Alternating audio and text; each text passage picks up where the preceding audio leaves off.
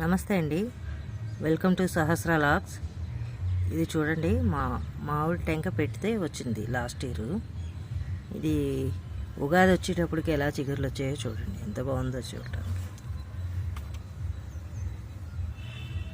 ఇది వేప పుక్క ఉన్న దాంట్లో పెట్టానండి, చిన్న కంటైనర్, చిన్న డబ్బా అండి.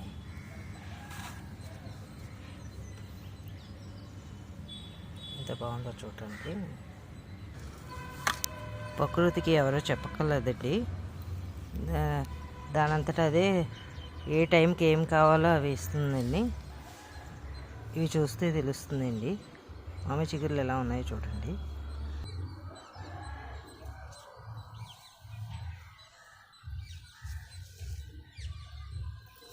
ఇదొకటండి.